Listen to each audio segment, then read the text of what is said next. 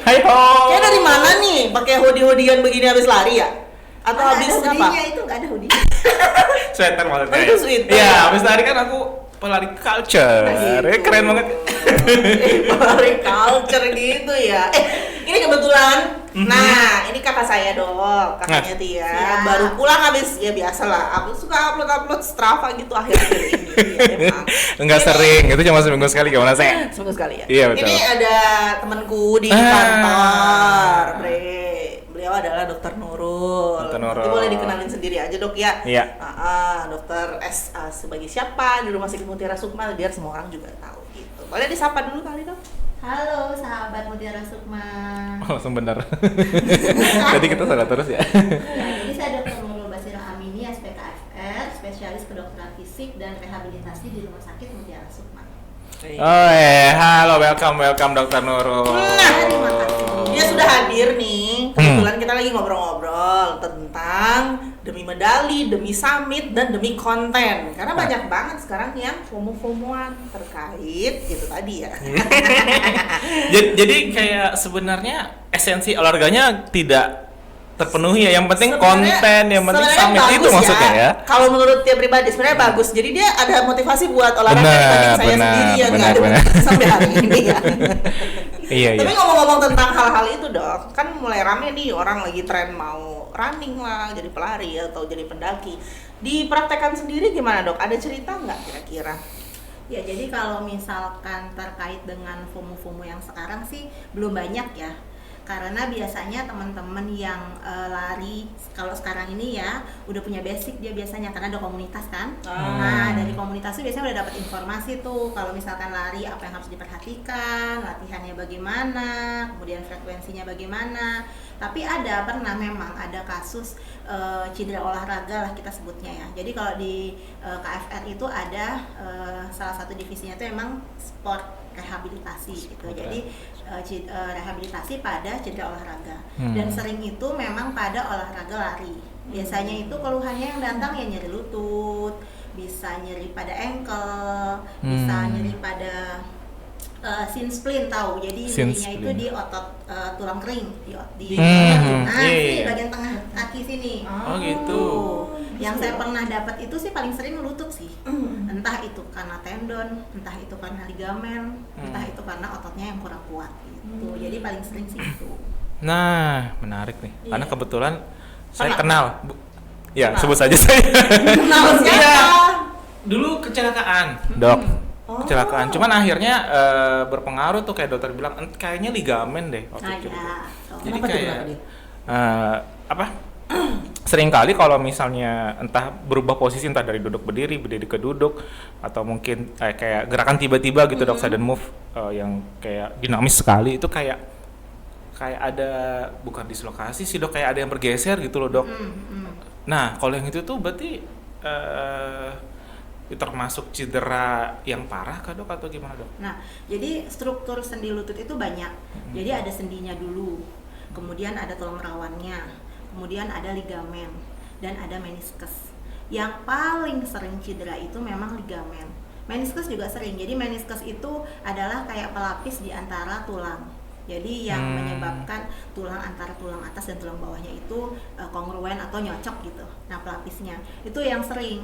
Kalau ligamen, karena ligamen itu fungsinya adalah stabilisator. Jadi dia itu untuk menstabilkan. Ligamen itu kayak tali-tali yang memegang sendi lutut kita. Jadi ada ligamen, ada yang di depan, ada yang di belakang, ada yang kiri, ada yang kanan.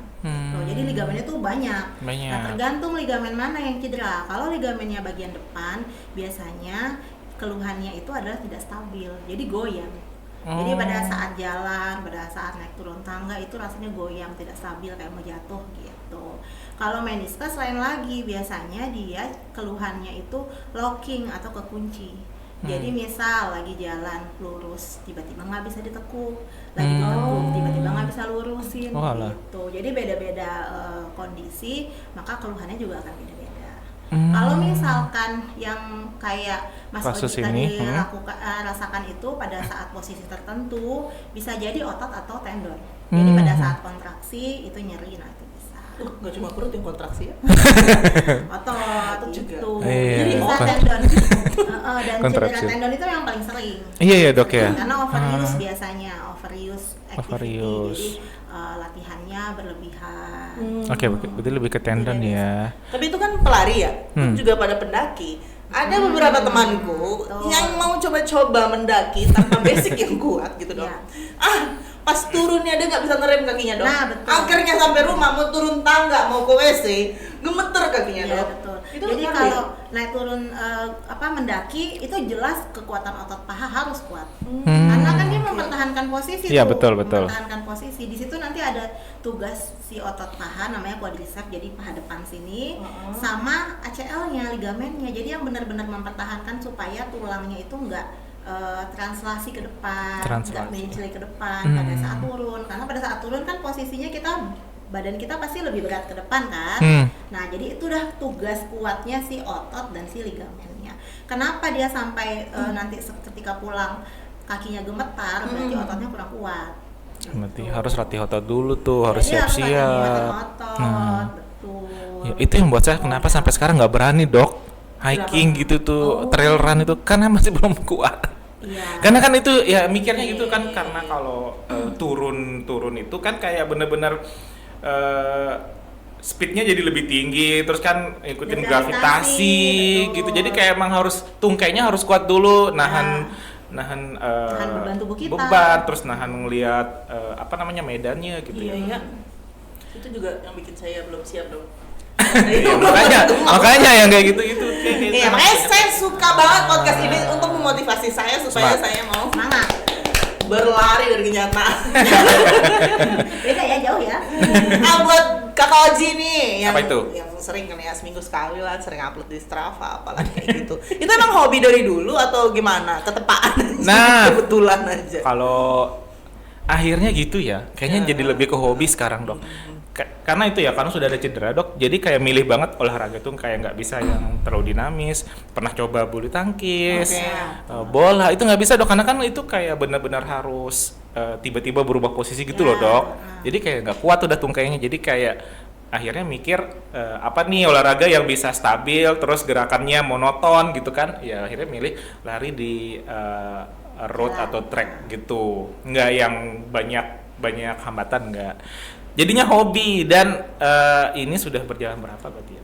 Kayaknya 5 tahun deh berarti ya. Lama dong ya. Lumayan. Iya 5 tahun. Jadi emang tapi ya gitu dok, progresnya jauh banget sih dibandingkan dulu. Kan dulu kayak cuman sekilo pun nggak nyampe lari itu. Tapi sekarang udah mulai kelihatan lah, daya tahannya juga mulai kelihatan, stamina juga makin tinggi gitu. Jadinya sekarang kalau ditanya hobi ya hobi, karena cuma ini olahragaku. Yang penting dicoba aja dulu ya. Iya betul. Karena ada yang bilang dok, karena lari itu adalah olahraga yang paling murah. Cuma jatuhnya kenapa menjadi olahraga yang gengsinya tinggi sekarang gitu. Iya gitu ya. Menurut pandangan dokter gimana sih olahraga lari atau mendaki ini bagus nggak kira-kira? Jadi untuk olahraga lari dan mendaki tadi dibilang olahraga yang murah itu benar, karena sebenarnya modalnya cuma kaki. Nah, Iya, betul. Sebenarnya modalnya cuma kaki, kita nggak perlu sewa tempat, nggak perlu pakai sewa pedal alat. gitu ya. Lapangan. Nah tapi kenapa kok akhir-akhir ini jadi mahal? Karena lebih ke ini ya, outfit kali namanya. Outfit, ya kan? perlengkapannya ya dok ya, Iya, perintilan-perintilan. bajunya lah, topinya lah, sepatu, kacamata. Nah itu semua kan kalau kita beli yang yang mereknya murah mungkin ada, tapi kalau misalnya yang pilih yang bagus tuh memang mereknya ya mahal lah bisa dibilang ya kan. Ada kualitas, jadi ada mungkin harga ya. itu yang bikin jadinya mahal, apalagi kalau misalnya sudah ikut komunitas terus komunitasnya pakai Iya ya kan gitu ya. bisa gitu ya, Keikutan pakai dok merek ya. tertentu terus pada ikut. Nah itu udah yang bikin jadi mahal gitu. Tapi kalau dari esensi olahraganya sendiri dok, itu bagus nggak sih dok? Apakah itu minim resiko atau mungkin ada yang lebih lebih baik nih buat kita yang masih pemula-pemula olahraga gitu dok? Khusus untuk saya. Kalau seperti yang tadi kasusnya Mas Oji itu yang ada riwayat cedera kemudian lebih memilih lari daripada olahraga kayak badminton atau tenis atau sepak bola, itu udah benar. Jadi kenapa? Karena olahraga-olahraga yang kita sebutnya itu sport. Jadi yang ada gamenya kayak badminton, tenis, itu dia memang kita tidak bisa mengontrol gerakannya karena kita di situ ada mengejar bola, kemudian kita ada mengejar skor, kemudian kita ada adrenalin yang meningkat karena pengen menang. Nah itu, jadi kadang-kadang kita nggak bisa kontrol tuh kaki ke sana ke sini, kemudian ada twisting lah segala macam, itu yang menyebabkan jadi rentan cedera. Tapi kalau misalkan olahraga yang monoton gerakannya seperti tadi lari, biasanya saya minta kalau pasien sudah cedera karena lari, saya minta istirahat lari, lebih baik sepeda. Gitu. Jadi kalau sepeda itu dia bisa sekaligus untuk meningkatkan kekuatan otot. Jadi biasanya kalau misalkan cedera, kita enaknya tuh nyuruh jalan aja, atau sepeda, atau berenang, sama latihan penguatan otot. Gitu. Nge-gym dok, nge-gym? Nge-gym, betul. Kalaupun nggak pergi ke gym nggak masalah, latihan penguatan di otot di rumah aja, pakai dumbbell kah, atau pakai ini berat badan kita. Weight training pakai berat badan sendiri. Jadi misalnya kayak push up ya dok ya, push up, sit up, wall sit, kayak gitu, squat. Boleh dipraktekin nggak? Ya, gini pertama. Biar langsung dipraktekin sama-sama Kayak dihukum. Mutiara semua. Jadi kayak gitu. Jadi memang olahraga yang itu cenderung bukan lebih aman sih, tetap ada resikonya, tapi dibandingkan olahraga yang sport. Jadi kalau olahraga yang sport, kita harus punya basic exercise-nya dulu. Basic exercise-nya, strength-nya ada, endurance-nya ada seperti lari, flexibility, kita bilangnya stretching, itu juga harus. Itu juga penting Mas Oji. Jadi selain lari dan olahraga beban, kita harus stretching karena itu yang bikin ototnya jadi kaku-kaku, cedera lagi, nyeri lagi gitu. Nah ini dok ya, masih bahas stretching ya. Ada proporsi berapa banding berapa? Misal kita mau olahraga selama 1 jam ke depan nih dok, itu ada proporsinya nggak? Atau misalnya walaupun kamu cuma olahraga cuma 15 menit, kamu tetap harus stretching selama sekian menit? Ya. Itu gitu ada nggak sih dok? Jadi kalau kita bilangnya stretching yang setelah selesai olahraga, itu biasanya 5-15 menit aja udah oke. Kalau setelah olahraga. Tapi kalau kita olahraga stretching sendiri, seperti misalnya yoga, itu kan sebenarnya stretching juga. Betul. Itu minimal 30 menit lah. Jadi dosisnya itu sebenarnya ada dosis masing-masing latihan. Jadi kalau latihan endurance atau kardio seperti lari, sepeda, renang, itu kita bilangnya kardio. Jadi dia tujuannya untuk melatih jantung, jantung. jadi untuk kesehatan jantung paru-paru kita gitu. Nah itu kita latihnya 3-5 kali seminggu, minimal 30 menit. Stretching dok ya? Bukan. Larinya. Lari, sepeda, jadi endurance atau kardio bilangnya. Biasanya ada yang bilang kardio, ada yang bilang endurance. Nah yang kedua latihan beban, strengthening atau nge-gym. Itu sebenarnya jangan terlalu banyak, 2-3 kali aja seminggu. Kenapa? Karena untuk membentuk otot itu harus diistirahatkan 2 kali 24 jam. Jadi harus ada fase istirahatnya. Jangan hari ini nge-gym, besok nge-gym, jangan gitu. Karena terlalu ambis kali dong. Iya, jadi ototnya nggak sempat istirahat. Akhirnya ototnya jadi nggak kebentuk. Pada saat olahraga itu kan ototnya dirusak. Jadi yang ada ya dirusak lagi gitu. Jadi harus ada istirahatnya. Masing-masing otot ya. Misal hari ini leg day, ya besok jangan leg day lagi. Gitu, seperti itu. Nah, kalau untuk stretching sama 2-3 kali seminggu. Iya. Nah ini mungkin yang masih belum disadari ya sahabat Mutiara Sukma. Kadang-kadang kita mikirnya kalau mau olahraga tuh satu jenis itu aja dilakukan. Kadang-kadang kalau mau nge-gym terus mau lari aja. Padahal itu dok ya kombinasi. Butuh istirahat, butuh divariasinya. Karena itu yang mulai saya lakukan berarti ya. Karena saya nyadar kok ya kayak gitu-gitu aja kayaknya salah deh. Akhirnya tanyalah sama Bapak AI. Dikasih tuh gitu. Iya, mau betul ya. Harusnya emang ada variasi ya. Betul. Sekarang udah mulai kelihatan. Tapi dibanding inilah, saya sebagai ibu-ibu gitu ya. Ibu-ibu biasanya sukanya senam. Nah, senam dan yoga. SKJ. Apalah pokoknya. Senyam. Gemu famire biasanya. Setiap hari Minggu. Itu apa ya tak bilang dok? Kadar cedera itu lebih bahaya mana dok daripada kita lari atau mendaki? Senamnya tergantung lagi. Kalau senamnya kayak SKJ waktu zaman kita SD itu gerakannya kan nggak terlalu banyak ya. Zumba biasanya. Baru mau saya bilang ingat, sorry dok. Ya baru mau saya bilang Zumba justru biasanya sering cedera karena gerakan cepat banget. Dan gerakannya cepat, kemudian dia sangat variatif, ya jadi berubah. Nah itu kalau nggak siap, pahanya, kakinya, itu lututnya suka cedera di situ. Gitu. Jadi semua hal Ada resiko. Ada resikonya. Sebenarnya berarti lihat lagi ke kemampuan diri sendiri Kemampuan ya. dan jangan lupa ini stretching Ya, Stretching. modalnya harus Stretching ada dulu. modalnya. dan niat. Balik lagi. Nah ini kan dokter tadi sebut dokter sekarang prakteknya ada di Rumah Sakit Mutiara Sukma juga ya di bagian fisioterapi berarti dok ya polinya poli fisioterapi. Rehabilitasi medik. Rehabilitasi medik. Nah kalau misalnya nih dok pada tadi cedera-cedera yang dokter sebutkan ya, ada yang tadi cedera di lutut, cedera di tungkai gitu-gitu dok ya. Biasanya kalau misalnya kita datang ke rehab nih dok, biasanya tindakan atau layanan yang kita dapatkan apa sih dok? Kalau misal kita ke rehab? Ya, jadi pertama kalau ke polirehab konsul dulu. Konsul dulu sama dokter. Jadi di Polirehab Medik Rumah Sakit Mutiara Sukma itu ada 2 dokter. Oke. Kalau saya dokter Nurul pagi hari, sama ada dokter Era di sore hari. Jadi pasien-pasien bisa datang pagi atau sore tuh. Jadi mau datang kapan. Jangan khawatir Nanti, ya. Jangan betul. khawatir. Nanti setelah konsultasi kita akan buatkan programnya. Nanti bisa terapi di ruang fisioterapi. Atau kalaupun tidak ke ruang fisioterapi bisa terapi dengan dokternya juga karena di ruangan kita juga ada alat terapinya juga. Tergantung indikasi lah. Jadi pasiennya kira-kira butuhnya terapi yang mana itu yang kita sesuaikan. Jadi terapinya nanti bisa dengan menggunakan alat.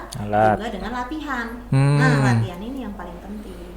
Penting latihan. Dibandingkan alat berarti lebih Sama-sama penting, Sama-sama. tapi kalau alat kan dipakai di rumah sakit. Kalau latihan kan bisa di pasien mana? latihan di rumah. Jadi Iya, biasanya betul. saya bilang sama pasien, kalau di rumah sakit terapi 2 kali seminggu dengan menggunakan alat, di rumah terapi sendiri setiap hari. Gitu.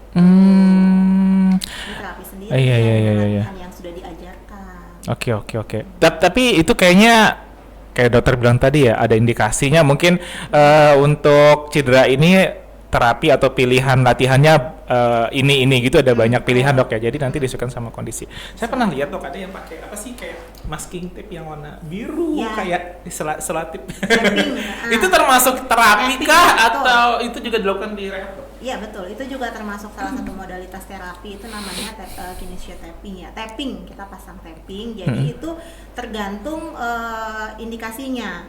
Jadi apakah kita mau mengurangi nyeri, apakah kita mau membatasi gerakan, atau bisa juga untuk mengurangi bengkak. Bisa pasien itu. datang dengan kondisi cedera ankle, ankle sprain paling sering, jadi kakinya tuh kayak kepuntir gitu loh, kayak Keselio. Keselio, betul, datang bengkak. Nah, itu Hmm. bisa kita pasang itu dengan tujuan untuk mengurangi bengkak gitu. Jadi nanti metode pemasangannya yang berbeda-beda. Ada yang masangnya dari arah ke sini dengan tujuan tertentu. Ada yang masangnya dengan metode yang lain dengan tujuan yang lain gitu. Bisa Jadi di masangnya coverin nggak ya? asal pasang. Lihat di YouTube ya. Oh pasangnya gini. Iya, Betul. Jadi nggak asal pasang, ada arahnya, ada Ada arah. tarikannya, ada di metodenya, ada yang dibagi berapa lah, ada yang gitu. Ternyata mengurangi bengkak, mengurangi nyeri pun bisa ya dok. Bisa banget. Itu baru tahu. beda ya dok sama salon pas ya? Beda. Jemput merah Oh ya kalau salon pas masuk sama kan? Beda dong. Beda ya? Beda. Kuyuk. itu meredakan ini Nyeri meredakan Bisa, nyeri. jadi mengurangi nyeri bisa, mengurangi bengkak bisa. Iya, inflamasi. Iya. Membantu untuk kontraksinya untuk pasien-pasien stroke kadang kita pasang juga. Jadi supaya kontraksi otot, misal pasien stroke-nya itu ototnya kan lemah. Lemah betul. Nah, kita kuatkan dengan pasang itu bisa. Dengan pasang masking tadi dok, tape itu jadi ya. Oh, tapping. tergantung tadi itu indikasinya apa, arah pasangnya apa, tekniknya apa, itu fungsinya beda-beda. Oh, pengetahuan baru nih berarti ya. Berarti ya bahkan untuk yang stroke pun, iya, yang stroke itu ternyata tapping Iya, itu mungkin bisa pernah lihat diterapkan. teman-teman di- Iya, ya baru tahu teman-teman dok. Di fisioterapi suka pasang di wajah untuk pasien Nih, Bell's stroke, palsy Bell's kan ototnya palsy. lemah. Iya, tapi iya, iya. tapi balik lagi dok ke ini, ke apa namanya, tema masih kepo, olahraga, Iya. running dan ini mendaki Hiking. gitu ya, hiking. Biasanya kan ada orang gengsi terkait ini sepatuku bisa pegasnya lebih tinggi buat lari, bisa langsung 3 meter larinya. Iya, iya, iya. Emang berpengaruh itu ya sepatu itu? Itu kayaknya termasuk terapi juga nggak sih dok? Sepatu-sepatu ini dok? Kalau sepatu yang dimaksud sama Mas Oji terapi itu beda. Sepatu itu kita sebutnya sepatu koreksi. Sepatu koreksi. Sepatu koreksi. Jadi misal anak-anak yang anak-anak yang belum bisa jalan kita kasih sepatu supaya membantu ototnya ototnya supaya lebih kuat ada. Oh, ada. Atau pasien stroke yang kakinya itu drop foot ya, jatuh gitu, kita pasangin sepatu supaya dia nggak drop, ada. Itu namanya sepatu koreksi. Atau koreksi. anak-anak yang bentuk kakinya, nah kita kasih sepatu koreksi, itu ada namanya sepatu koreksi. Tapi kalau itu sepatu yang di custom, jadi sebenarnya saya cerita dikit ya. Jadi sebenarnya di tim rehab itu selain fisioterapis, terapis okupasi, terapis bicara, ada namanya ortotik prostetik. Cuman di rumah sakit kita masih belum punya. Jadi ortotik prostetik itu adalah ahli yang membuat alat-alat bantu dan kaki tangan palsu. Jadi mereka yang buat sepatunya gitu. Atau kalau misalkan pasien pos amputasi butuh tangan palsu, kaki palsu, itu mereka yang buat. Cuman kita belum punya. Itu tenaganya kita belum punya. Ada bengkel, jadi mesti ada bengkelnya nanti. Gitu. Tapi sebenarnya kalau SDM dari ini dokter sudah bisa, cuman untuk Apa tuh? prostetik tadi dok. Itu Kita yang minta, misalkan kita yang minta. resepkan Gitu. Pasiennya dibuatkan sepatu ini, Iya. Dia custom. pasiennya dibuatkan sepatu ini yang setinggi ini, nanti mereka yang buat gitu. Sambil diskusi, tentu saja tetap diskusi. Jadi nanti telapaknya bagaimana, ininya, ankle-nya bagaimana, kita pasang pelindungnya di mana, kayak gitu. Atau pasien-pasien skoliosis pernah lihat yang pakai Iya. brace, nah itu mereka yang buat. Oh. Ya, jadi kita apa namanya, Resepkan. order lah, kita Resepkan order ya, lah. Dok, ya? Nanti beliau-beliau itu yang membuat, jadi di custom, disesuaikan dengan bagian tubuh pasiennya. Itu kalau sepatu yang tadi. Tapi kalau sepatu untuk lari, memang untuk sepatu lari itu memang ada ini ya, macam-macam, tergantung dengan fungsinya. Jadi ada sepatu yang kayak Mas Oji pakai itu mungkin sepatu yang untuk lari di road, ya kan, atau lari di lintasan. Ada yang sukanya itu traileran, jadi larinya itu di gunung, di bukit gitu Di kan ya. bukit, ya. Nah, Iya. itu pakai sepatu yang beda lagi, beda lagi nanti sepatunya. Dia harus sepatu yang jejak di tanah kan, bukan sepatu yang seperti di lintasan. Kemudian ada juga sepatu-sepatu yang memang khusus dipakai untuk race, jadi untuk perlombaan. Jadi tujuannya untuk meningkatkan kecepatan penggunanya gitu. Jadi seperti itu biasanya untuk sepatu-sepatu itu macam-macamnya gitu. Apakah itu berpengaruh? Kalau misalkan kita pakai sepatu yang sesuai dengan tujuannya ya berpengaruh. Justru kalau kita misalkan pakai yang tidak sesuai tujuannya, kadang-kadang malah bisa bikin cedera. Misal sepatu yang harusnya dipakai untuk ngebut gitu ya, jadi untuk race, dia tuh punya ada bagiannya itu yang biasanya disebut karbon, itu yang bikin dia jadi lebih cepat kecepatannya. Nah kalau dipakai dengan sepatu itu dipakai untuk lari biasa, justru biasanya malah berat, malah bisa jadi cedera seperti itu. Jadi harus disesuaikan. Iya, jadi belilah jangan sesuai mereknya ya, sesuai keperluan. Ya, jadi harus dipelajari ini kira-kira kita mau larinya begini. Misalnya larinya masih baru-baru nih, kayak saya kan juga lari tapi baru-baru mulai, masih pace-nya pace keong lah kata orang.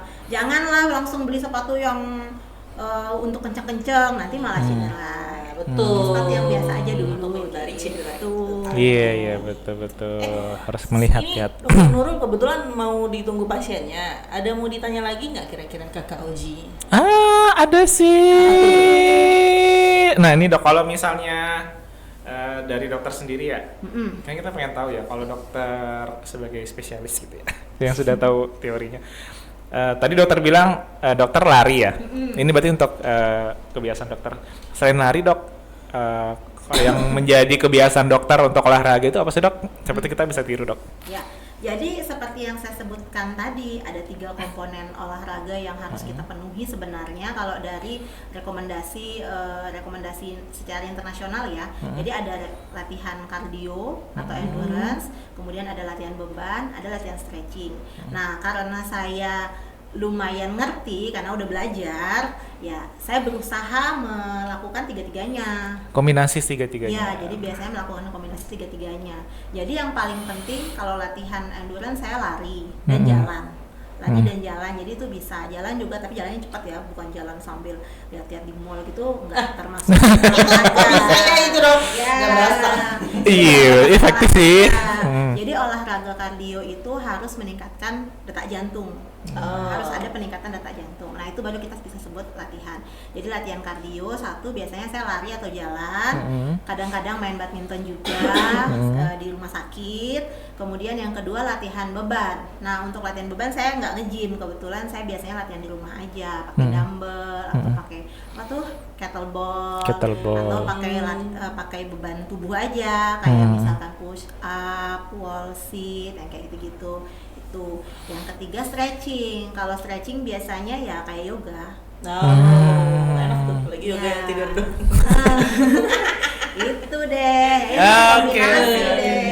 Kayaknya dari semua itu saya udah latihan beban. Wah, beban itu.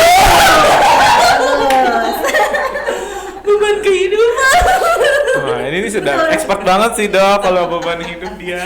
Banyak kayaknya bebannya ya. Bebannya dicobain semua. Nanti kita undang lagi ya ke rumah kita Harusnya ya, harusnya ya. Dan kita undang tetangga lainnya mungkin yang bisa join sama kita, apalagi Seru yang banget suka-suka lari, suka olahraga, biar memotivasi saya sendiri khususnya.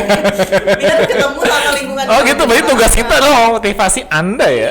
Iya betul. Sebagai keluargaku. Apa sih? Aktivitas. Dok, terakhir dok, ada nggak tips-tips buat pelari pemula atau yang baru FOMO atau baru ada niat gitu kira-kira supaya tidak cedera selain stretching itu tadi? Silahkan dok. Jadi kalau untuk teman-teman yang berniat lari segera direalisasikan Iya iya. Coba dulu Dok ya. Lari atau olahraga yang lain lah. Kalau misalkan belum bisa lari nggak apa-apa jalan. Ya.